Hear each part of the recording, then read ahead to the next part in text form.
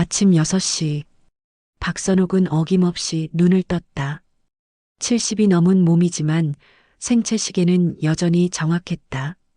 옆방에서 들려오는 손자 민준이의 규칙적인 숨소리를 확인한 후 그녀는 조용히 몸을 일으켰다. 부엌으로 향하는 발걸음은 습관처럼 가벼웠다. 쌀을 씻고 물을 맞추고 밥솥 버튼을 누르는 일련의 동작들. 50년 넘게 반복해온 아침의 의식이었다. 밥이 지어지는 동안 그녀는 냉장고를 열어 오늘 아침상에 올릴 반찬들을 꺼냈다. 김치찌개용 김치, 계란, 시금치, 멸치볶음. 할머니 일찍 일어나셨네요. 뒤에서 들려온 목소리에 선옥은 고개를 돌렸다. 며느리 미영이 파자마 차림으로 서 있었다. 응, 밥 해놓고 있어. 민준이는 아직 자고. 네, 좀 더 재울게요. 어제 학원에서 늦게 왔거든요. 미영은 물 한 컵을 마시고는 다시 방으로 들어갔다. 선옥은 혼자 남은 부엌에서 김치찌개를 끓이기 시작했다. 김치 썰어 넣고 돼지고기 볶고 물 붓고 모든 것이 자동으로 이루어졌다. 예전 시장에서 일하던 시절이 문득 떠올랐다. 새벽 4시에 일어나 도매시장에서 채소를 떼어오고 6시부터 저녁 늦게까지 좌판을 지키던 그 시절. 손님들과 흥정하고 아이들 학비 걱정하며 동전 하나하나 세어 모으던 그때가 오히려 지금보다 활기차게 느껴졌다. 그때는 내가 주인이었지. 혼자 중얼거린 말이 부엌에 울려 퍼졌다. 지금은 무엇인가? 보이지 않는 손이 되어 집안일만 하는 사람? 아들 성민이와 며느리 미영이의 편의를 위해 존재하는 무료 가정부? 할머니, 아침 됐어요? 민준이의 목소리가 들려왔다. 12살 손자의 목소리에는 아직 잠이 덜 깬 듯한 나른함이 있었다. 응, 우리 민준이. 씻고 나와. 선옥은 다시 웃음을 지었다. 적어도 민준이 앞에서만큼은 할머니다워야 했다. 아이에게 어른들의 복잡한 마음을 보여줄 수는 없었으니까. 아침상을 차리며 그녀는 창밖을 바라봤다. 회색빛 아파트들 사이로 겨우 보이는 하늘. 언제부터 이렇게 좁은 세상에 갇혀 살게 되었을까? 시장에서 일할 때는 매일 다른 사람들을 만나고 세상 돌아가는 이야기를 들을 수 있었는데. 엄마, 아침 준비됐어요? 성민이가 나타났다. 정장을 차려입고 넥타이를 매며 바쁜 듯 움직였다. 응, 다 됐다. 앉아서 먹어. 가족이 모여 앉은 아침 식탁. 하지만 대화는 별로 없었다. 성민이는 스마트폰을 보며 뉴스를 확인했고 미영이는 민준이의 학용품을 챙겨주었다. 민준이는 졸린 눈으로 밥을 떠먹었다. 민준아, 오늘 학원 있지? 할머니가 데려다 줄까? 아니에요, 할머니. 친구들이랑 같이 갈 거예요. 그래, 그럼 조심해서 다녀와. 선옥은 아무렇지 않게 말했지만 속으로는 작은 서운함을 느꼈다. 언제부터 민준이도 할머니의 도움보다는 친구들을 선택하게 되었을까? 식사가 끝나고 모두가 각자의 일상으로 떠난 후 선옥은 혼자 남은 집에서 설거지를 했다. 찬물에 손을 담그자 관절이 시큰거렸다. 예전에는 이런 정도의 추위쯤은 아무렇지도 않았는데 오후가 되자 동네 마트에 장을 보러 갔다. 카트를 밀며 진열대 사이를 걸어가는데 문득 시장 냄새가 그리워졌다. 생선 비린내, 채소의 풋내, 사람들의 왁자지껄한 소리. 지금 이 마트는 너무 조용하고 차가웠다. 어머, 선옥 씨 아니세요?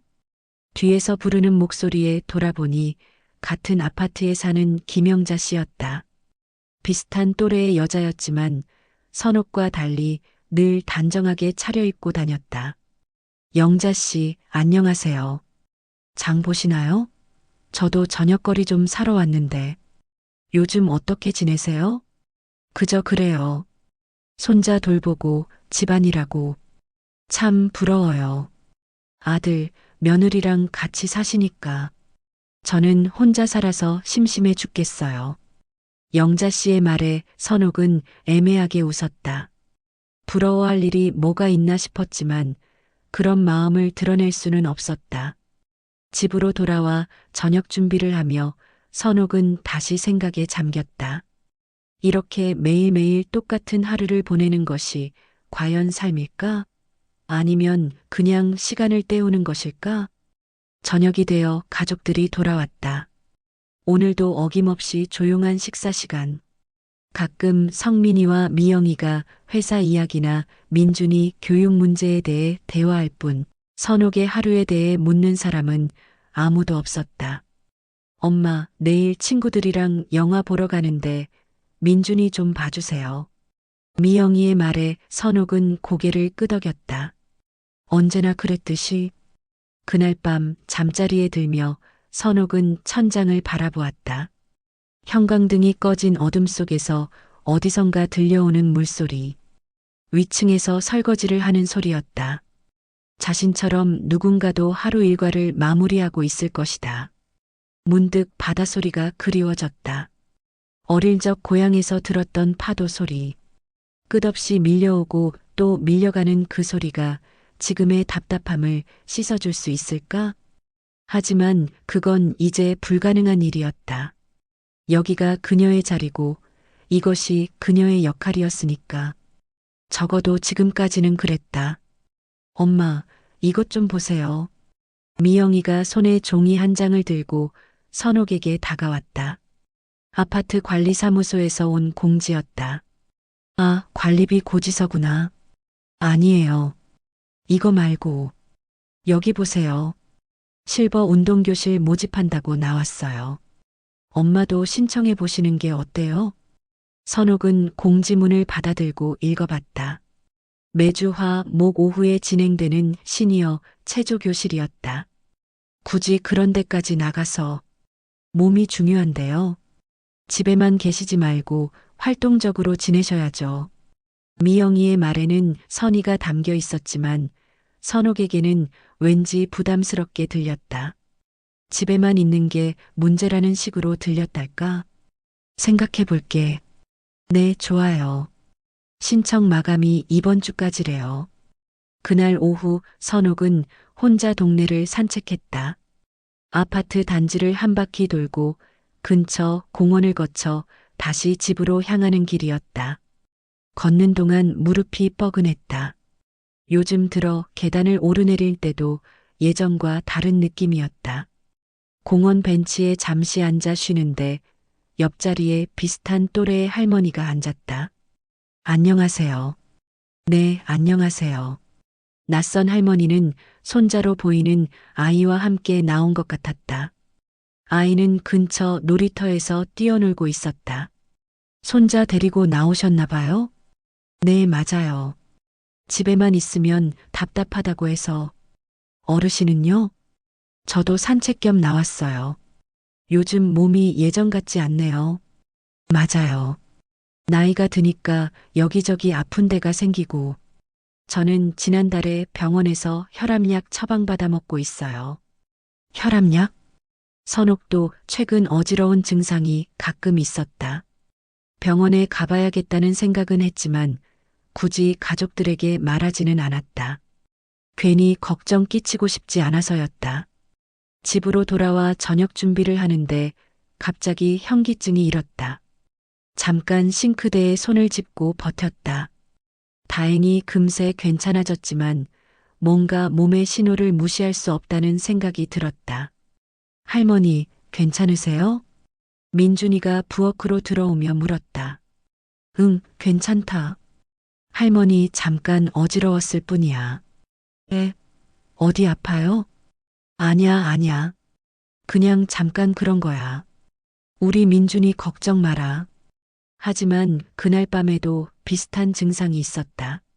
잠들기 전 화장실에 가려고 일어서는데 눈앞이 핑 돌았다. 벽을 짚고 겨우 균형을 잡았다. 다음 날 아침 선옥은 결심했다. 병원에 가보기로. 성민아, 나 오늘 병원 좀 가보려고 하는데. 네, 어디 아프세요? 별건 아니고 요즘 좀 어지러운 게 있어서. 성민과 미영이의 표정이 순간 심각해졌다. 그럼 제가 같이 가겠어요. 미영이가 말했다. 아니야, 혼자 갈 수 있어. 별거 아닐 거야. 하지만 정말 괜찮다니까. 검진 받고 약 처방받으면 되는 거 아니야? 결국 혼자 동네 내과에 갔다. 의사는 혈압을 재고 간단한 검사를 한 후 말했다. 혈압이 좀 높으시네요. 당분간 약 드시고 일주일 후에 다시 오세요. 그리고 짠 음식 피하시고 규칙적으로 운동하세요. 집으로 돌아와 가족들에게 결과를 알렸다. 다행히 큰 문제는 아니라고 했지만 성민과 미영이의 반응이 뜻밖이었다. 엄마, 이제 짠 음식 드시면 안 된다니까. 김치찌개나 된장찌개 같은 거 너무 자주 하지 마세요. 맞아요. 건강 생각해서 음식도 싱겁게 하셔야죠. 선옥은 뭔가 억울했다. 지금까지 가족 입맛에 맞춰 음식을 해왔는데 갑자기 자신의 건강 때문에 음식 스타일을 바꾸라는 것인가? 그럼 너희들은 어떻게 먹을 건데? 저희는 괜찮아요. 밖에서도 먹고 하니까. 엄마 건강이 더 중요하죠. 며칠이 지나자 변화가 시작됐다.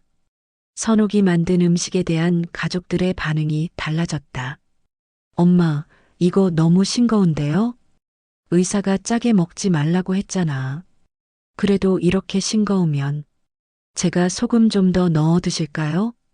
알아서 하세요. 선옥은 점점 음식 만들기가 부담스러워졌다. 자신의 건강을 위해 싱겁게 하면 가족들이 불만이고 가족 입맛에 맞추면 자신이 못 먹었다. 그러던 어느 날 민준이가 학교에서 돌아와 말했다. 할머니, 친구들이 그러는데 우리 집 밥이 맛없다고 놀려요. 가슴이 철렁했다. 뭐라고? 친구 집에서 먹어본 김치찌개랑 우리 집이랑 너무 달라요. 너무 싱거워서 맛이 없어요. 그 말을 들은 순간 선옥은 자신이 가족들에게 짐이 되고 있다는 생각이 들었다. 자신 때문에 음식 맛이 변하고 손자까지 친구들에게 놀림을 받다니. 미안하다, 민준아. 할머니가. 아니에요. 괜찮아요. 하지만 민준이의 목소리에는 아쉬움이 묻어 있었다. 그날 저녁 성민과 미영이가 속삭이듯 대화하는 소리가 들려왔다. 요즘 엄마 때문에 음식이 정말. 민준이도 불만이 많고 그렇다고 무슨 말을 할 수 있나? 건강 때문에 어쩔 수 없는 일인데. 하지만 계속 이럴 수는 없잖아. 뭔가 방법을 찾아야지. 선옥은 방문을 살짝 닫았다. 들리지 않는 척했지만 가슴은 무거워졌다. 자신이 가족들에게 부담이 되고 있다는 걸 너무나 분명히 알 수 있었다. 침대에 누워서도 잠이 오지 않았다. 70이 넘은 나이에 이렇게 민폐를 끼치며 살아야 하나 싶었다. 예전 시장에서 일할 때는 적어도 자신의 역할이 있었는데 지금은 뭐 하는 사람인지 모르겠었다. 혈압약을 먹으며 선옥은 생각했다. 이 작은 알약 하나가 가족의 일상을 이렇게 바꿔놓을 줄 누가 알았을까? 건강하지 못한 것도 죄가 되는 세상이었다. 마이너스 마이너스 마이너스. 엄마, 이거 뭐예요? 미영이의 날카로운 목소리에 선옥은 부엌에서 고개를 들었다. 미영이 손에는 선옥이 어제 만들어둔 김치가 담긴 통이 들려 있었다. 김치 담갔는데 왜 이렇게 싱겁게 담그면 어떡해요? 이거 김치가 아니라 그냥 절인 배추잖아요. 선옥의 얼굴이 붉어졌다. 내가 먹을 거니까 상관없잖아. 민준이도 먹어야 하는데요. 애가 이런 김치 먹고 어떻게 밥을 먹어요? 그럼 따로 사든지. 선옥의 목소리가 높아졌다. 요즘 들어 이런 일이 자주 있었다. 음식 하나하나가 트집의 대상이 되었다. 왜 그렇게 화를 내세요? 저는 가족 건강 생각해서 하는 말인데, 가족 건강? 내 건강은 생각 안 해? 그러니까 엄마 건강 생각해서 짜게 하지 말라는 거잖아요. 그럼 나는 뭘 먹고 살라고. 두 사람의 목소리가 점점 커졌다. 성민이가 방에서 나왔다. 뭔 일이에요? 이렇게 큰 소리 내면. 당신 어머니가 자꾸 이상하게 음식을 만드시니까 제가 한 말씀 드렸더니 화를 내세요. 엄마, 미영이가 잘못한 말한 거 아니잖아요. 선옥은 아들의 말에 더욱 화가 났다. 언제나 며느리 편이었다. 그래, 너는 항상 내 와이프 편만 들지.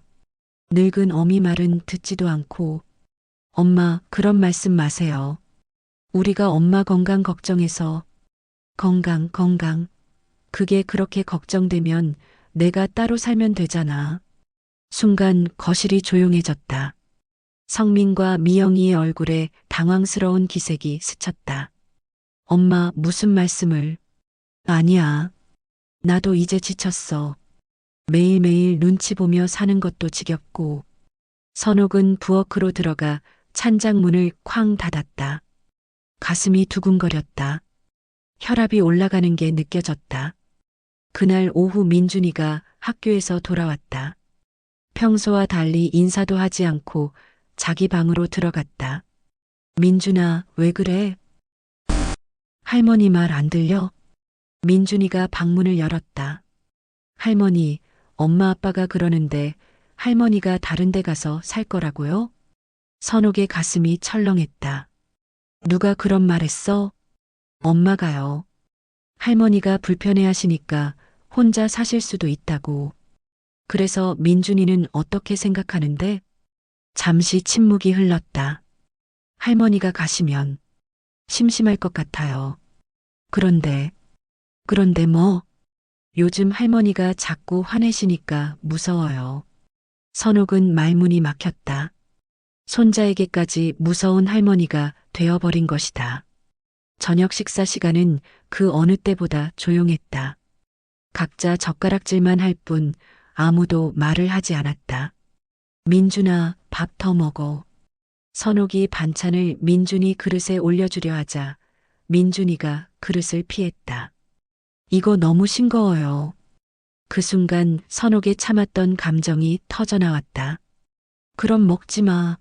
너희들은 다 밖에서 사 먹으면 되잖아. 엄마. 성민이 깜짝 놀라며 일어났다. 뭐가 엄마야? 나는 이제 이 집에서 필요 없는 사람이야. 선옥은 자리에서 일어나 방으로 들어가 문을 닫았다. 가슴이 답답하고 눈물이 났다. 이렇게까지 해서 살아야 하나 싶었다. 한참 후 노크 소리가 들렸다. 엄마, 들어가도 될까요? 성민의 목소리였다. 선옥은 대답하지 않았다. 엄마, 우리가 잘못했어요. 너무 몰아붙인 것 같아요. 아니야.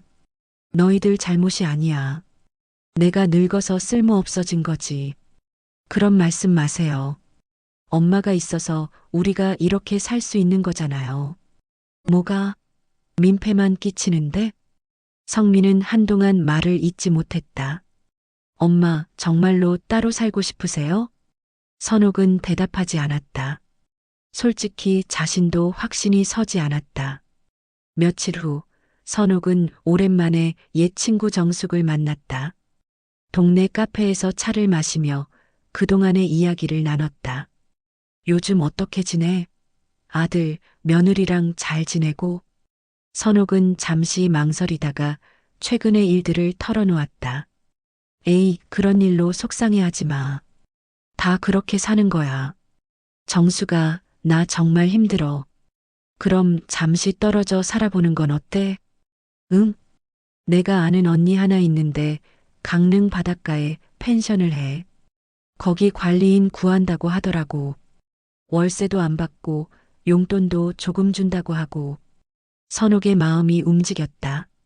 바다. 얼마나 오랫동안 그리워했던 곳인가. 진짜? 응. 한번 알아볼까? 응. 알아봐줘. 그날 밤 선옥은 잠들지 못했다. 바닷소리가 들리는 곳에서 살 수 있다면 적어도 지금보다는 마음이 평온해질 수 있을까? 창밖을 바라보며 선옥은 생각했다. 이제 정말로 새로운 선택을 해야 할 때인지도 모른다고. 언니, 확실한 거야? 정숙의 전화를 받으며 선옥의 가슴이 뛰었다. 응, 확실해.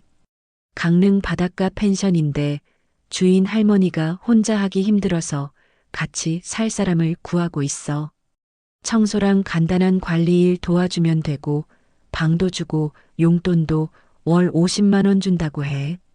그럼 정말 갈 수 있는 거야? 그런데 선호가 진짜 괜찮겠어? 가족들이랑 떨어져서 사는 거? 선옥은 잠시 망설였다.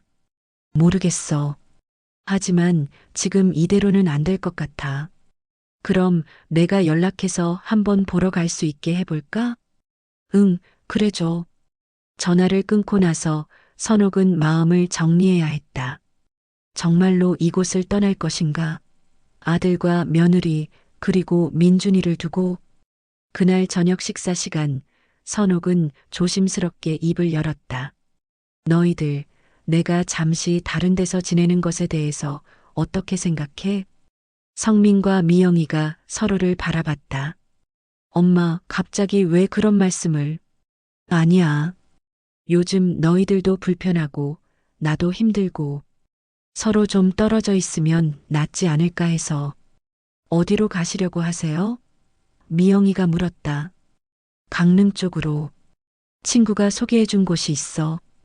민준이가 고개를 들었다. 할머니, 정말 가실 거예요? 아직 확실히 정한 건 아니야. 그냥 생각해 보는 거야. 성민이 젓가락을 내려놓았다. 엄마, 우리가 너무 심하게 했나요? 아니야. 너희들 잘못이 아니야. 그냥 나도 좀 다른 생활을 해보고 싶어. 그럼 언제쯤 가실 생각이세요? 미영이의 질문에 선옥은 대답하지 못했다. 구체적으로 정한 게 없었으니까. 일단 그곳을 한번 보러 가볼까 해. 며칠 후 선옥은 정숙과 함께 강릉으로 향하는 버스에 몸을 맡겼다. 창밖으로 지나가는 풍경을 보며 가슴이 두근거렸다. 언제부터 이렇게 멀리 나온 적이 없었던가? 긴장돼? 정숙이 물었다. 응, 좀. 괜찮을 거야. 펜션 사장님도 좋은 분이고 바다도 바로 앞에 있다고 하더라. 버스는 2시간 반을 달려 강릉에 도착했다. 펜션까지는 택시를 타고 이동했다. 바닷가로 향하는 길, 창밖으로 보이는 푸른 바다에 선옥의 마음이 설렜다. 와, 정말 바다네. 예쁘지? 여기서 살면 매일 이런 풍경을 볼 수 있어. 펜션은 2층 건물로 바다에서 걸어서 2분 거리에 있었다. 바다소리 펜션이라는 간판이 바람에 흔들리고 있었다. 어서 오세요. 나온 분은 60대 중반쯤 되어 보이는 여자분이었다. 김혜순 사장님이었다. 안녕하세요. 정수기가 소개해드린 박선옥입니다. 아, 반가워요. 들어오세요. 펜션 안은 깔끔하게 정리되어 있었다. 1층에는 카페 겸 로비가 있고 2층에 객실들이 있었다. 제가 혼자 하기엔 너무 벅차서요. 청소나 간단한 관리 일 도와주실 분을 찾고 있어요. 일이 많이 힘든가요? 아니에요. 성수기가 아니면 손님도 많지 않고 대부분 정기적으로 오시는 분들이라 어렵지 않아요. 혜순 씨는 선옥에게 2층 끝방을 보여줬다. 바다가 내려다 보이는 방이었다. 와, 창문을 열자 바닷바람이 불어왔다. 파도 소리도 들렸다. 여기서 지내시면 돼요. 식사는 아래 주방에서 같이 해 드시고. 정말 좋네요. 선옥의 얼굴에 오랜만에 밝은 표정이 떠올랐다. 그럼 언제부터 오실 수 있어요? 가족들이랑 이야기해보고 연락드릴게요. 네, 좋아요. 급하지 않으니까 천천히 생각해보세요. 서울로 돌아오는 길, 선옥의 마음은 이미 정해져 있었다. 정말 갈 거야? 정숙이 물었다. 응, 가야겠어. 그럼 가족들이 뭐라고 할까? 모르겠어. 하지만 더 이상 이렇게는 못 살겠어. 집에 도착했을 때는 저녁 시간이었다. 가족들이 모두 모여 있었다. 엄마, 어떻게 다녀오셨어요? 응, 좋았어. 선옥은 펜션에서 찍은 사진들을 보여줬다. 바다 풍경과 펜션 내부 사진들이었다. 와, 바다 정말 예쁘다. 민준이가 감탄했다. 엄마, 정말 여기서 지내실 거예요? 응, 다음 주에 갈까 해. 다음 주요? 성민이 놀랐다. 너무 갑작스럽지 않나요? 미영이의 말에 선옥은 고개를 저었다. 갑작스러운 게 아니야. 오래 생각해온 일이야. 그럼 언제까지 계실 건데요? 모르겠어. 일단 가서 지켜봐야지. 그날 밤부터 선옥은 짐을 정리하기 시작했다. 오랫동안 사용하지 않았던 여행 가방을 꺼내 필요한 옷가지들을 넣었다. 많이 가져갈 필요는 없었다. 어차피 새로운 시작이니까. 할머니, 정말 가세요? 민준이가 방문을 열고 들어왔다. 응, 민준아. 언제 다시 와요? 가끔 놀러 올게. 심심하면 전화 드릴까요? 그래. 할머니가 민준이 목소리 듣고 싶을 때도 있을 거야. 민준이의 눈에 눈물이 고였다. 할머니, 저 때문에 가시는 거 아니에요? 밥이 싱겁다고 말해서. 선옥은 민준이를 안아주었다. 아니야, 우리 민준아. 할머니가 가는 건 민준이 잘못이 아니야. 할머니가 새로운 곳에서 살아보고 싶어서야. 그럼 행복하세요? 응, 할머니 행복할 거야. 짐을 정리하며 선옥은 뭔가 홀가분함을 느꼈다. 오랫동안 짓눌렸던 마음이 조금씩 가벼워지는 것 같았다. 성민과 미영이도 도움을 주었다. 생활에 필요한 물건들을 챙겨주고 강릉에서 필요할 수 있는 약품들도 준비해줬다. 엄마 몸 조심하시고 아프면 바로 연락하세요. 응, 걱정 마. 가끔 전화도 드리고 놀러도 갈게요. 그래. 떠나는 날 아침 온 가족이 선옥을 배웅했다. 할머니 꼭 전화해요. 응, 민준아. 공부 열심히 해. 엄마 잘 다녀오세요. 성민의 목소리에 아쉬움이 묻어 있었다. 택시 안에서 뒤를 돌아보니 가족들이 손을 흔들고 있었다. 선옥도 창문을 내리고 손을 흔들었다. 이제 정말 새로운 시작이구나. 가슴 한편으로는 아쉬움이 있었지만 다른 한편으로는 기대감이 더 컸다. 바다 소리를 들으며 잠들 수 있는 곳. 아무도 눈치 보지 않고 자신만의 시간을 가질 수 있는 곳. 버스 창밖으로 지나가는 풍경을 보며 선옥은 미소를 지었다. 챕터 5 바다 앞에서 다시 피어난 삶. 강릉 터미널에서 내린 선옥은 깊게 숨을 들이마셨다. 서울과는 다른 공기였다. 바다 냄새가 섞인 바람이 얼굴을 스쳤다. 선옥 씨, 여기에요. 김혜순 사장님이 손을 흔들며 다가왔다. 함께 타고 온 택시 안에서 혜순 씨는 펜션 생활에 대해 자세히 설명해 줬다. 아침에는 일찍 일어나셔도 되고 늦게 일어나셔도 돼요. 청소는 보통 오전에 하고 오후에는 자유시간이에요. 손님들 식사는 어떻게 해요? 아침만 제공해요. 간단한 한식으로. 점심, 저녁은 근처 식당들이 많으니까 각자 해결하시죠. 펜션에 도착하자 혜순 씨가 다시 방을 보여줬다. 선옥이 며칠 전에 봤던 그 바다가 보이는 방이었다. 짐 정리하시고 쉬세요. 내일부터 천천히 시작하면 돼요. 혼자 남은 방에서 선옥은 가방을 풀었다. 많지 않은 옷가지들과 책 몇 권, 그리고 민준이가 그려준 그림 한 장. 단순했지만 마음은 충만했다. 창문을 열고 바다를 바라봤다. 파도가 밀려왔다 물러가기를 반복하고 있었다. 시계를 보니 오후 3시. 서울에 있었다면 지금쯤 민준이 학교에서 돌아와 간식을 달라고 했을 시간이었다. 문득 가족들이 그리워졌지만 동시에 해방감도 느껴졌다. 이제 누구의 눈치도 보지 않아도 되었다. 첫날 저녁은 혜순 씨와 함께 근처 식당에서 해물라면을 먹었다. 여기 사장님이랑 저랑 친구예요. 맛있게 해주실 거예요. 안녕하세요. 새로 오신 분이시군요. 사장님도 친절했다. 서울시장에서 일할 때 만났던 상인들과 비슷한 정겨움이 있었다. 라면 맛있네요. 맞죠? 여기 해물이 정말 싱싱해요. 그날 밤 선옥은 파도 소리를 들으며 잠들었다. 오랜만에 깊게 잠들 수 있었다. 다음 날 아침 6시 선옥은 자연스럽게 눈을 떴다. 창밖을 보니 아직 어둠이 남아 있었지만 수평선 끝이 조금씩 밝아지고 있었다.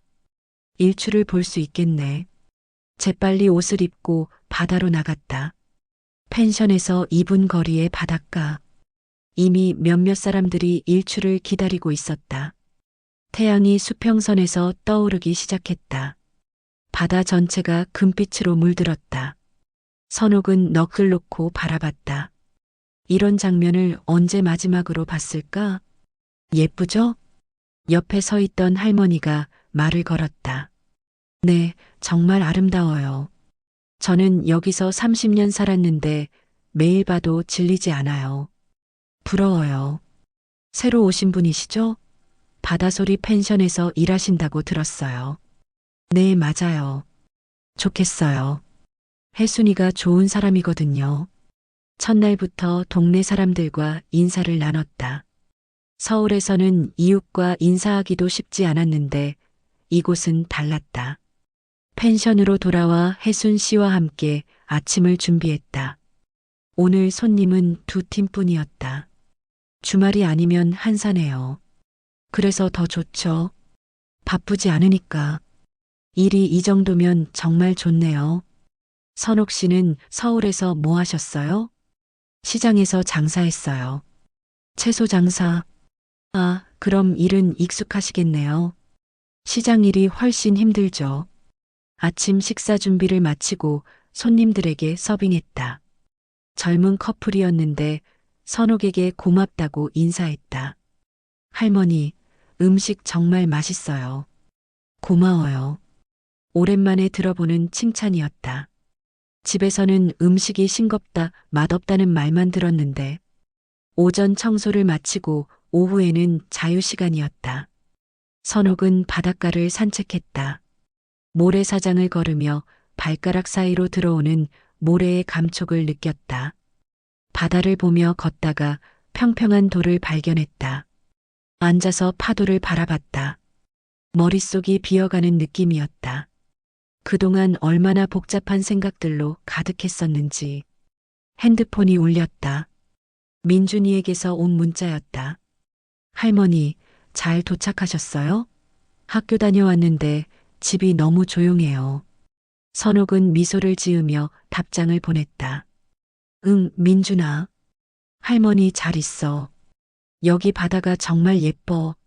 사진 보낼게. 바다 사진을 찍어 보내니 금세 답장이 왔다. 와, 정말 예뻐요. 할머니 부러워요. 손자와의 문자 교환이 이렇게 즐거운 줄 몰랐다. 집에 있을 때는 직접 얼굴을 보고 이야기했지만 이렇게 떨어져 있으니 오히려 더 많은 이야기를 나눌 수 있었다. 며칠이 지나자 펜션 생활에 완전히 적응했다. 아침에 일찍 일어나 일출을 보고 혜순 씨와 함께 아침 식사를 준비하고 간단한 청소를 한 후 오후에는 자유롭게 시간을 보냈다. 바닷가 산책이 일상이 되었고 동네 사람들과도 친해졌다. 특히 매일 일출을 보러 나오는 할머니들과 친구가 되었다. 선옥 씨, 여기 생활이 어때요? 정말 좋아요. 이렇게 평온한 건 처음인 것 같아요. 그럼 계속 여기 살 생각이에요? 글쎄요. 아직 모르겠어요. 사실 선옥의 마음속에는 이미 답이 있었다. 이곳에서 계속 살고 싶었다. 물론 가족들이 그리웠지만 이렇게 자유로운 삶도 필요했다. 한 달이 지났을 때 성민과 미영이가 민준이를 데리고 놀러 왔다. 엄마, 할머니, 가족들을 만난 기쁨은 컸다. 특히 민준이는 바다를 보자마자 신나했다. 할머니, 여기 정말 좋아요. 바다가 이렇게 가까이 있다니. 그치? 할머니가 매일 이런 풍경을 보고 있어. 부러워요. 저도 여기서 살고 싶어요. 가족들과 함께 바닷가를 산책하고 해물 요리도 먹고 펜션에서 하룻밤을 보냈다. 엄마, 여기서 정말 행복해 보여요. 응, 오랜만에 이렇게 편하네. 그럼 계속 여기 계실 거예요? 선옥은 바다를 바라보며 대답했다. 아직 확실하지는 않지만 당분간은 여기 있을 것 같아. 그럼 우리가 자주 놀러 올게요. 그래, 좋지. 가족들이 돌아간 후 선옥은 다시 혼자만의 시간을 가졌다. 하지만 이제는 외롭지 않았다. 가족들과의 관계도 예전보다 좋아진 것 같았다. 떨어져 있으니 오히려 서로를 더 그리워하게 되었고 만날 때의 기쁨도 더 컸다. 저녁 무렵 바다를 바라보며 선옥은 생각했다. 인생의 마지막 단계에서 이런 선택을 할 수 있다는 게 얼마나 다행인지. 누구의 눈치도 보지 않고 자신만의 속도로 살아갈 수 있다는 것이. 파도 소리가 들려왔다. 끝없이 밀려오고 밀려가는 파도처럼 인생도 그런 것 아닐까? 때로는 거센 파도처럼 힘들 때도 있고, 때로는 잔잔한 물결처럼 평온할 때도 있고, 지금 자신의 인생은 잔잔한 물결 같았다. 폭풍우가 지나간 후에 고요한 바다처럼. 핸드폰에 민준이에게서 문자가 또 왔다. 할머니, 오늘 바다 일몰 보셨어요? 사진 보내주세요. 선옥은 웃으며 서쪽 바다를 향해 카메라를 들었다. 붉은 태양이 바다 위로 천천히 내려가고 있었다. 정말 아름다운 순간이었다. 사진을 찍어 민준이에게 보내며 선옥은 중얼거렸다. 이제 정말 내 인생을 살고 있구나. 바닷바람이 그녀의 머리카락을 부드럽게 스쳤다. 70이 넘은 나이에도 새로운 시작은 가능했다. 그리고 그 시작은 생각보다 아름다웠다. 해가 완전히 져서 어둠이 내려앉을 때까지 선옥은 바다를 바라보며 서 있었다. 내일 아침이면 또 새로운 하루가 시작될 것이다.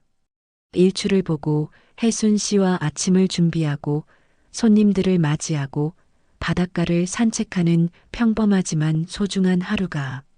그리고 그런 하루하루가 모여 자신만의 새로운 인생이 될 것이다. 파도 소리가 자장가처럼 들려왔다.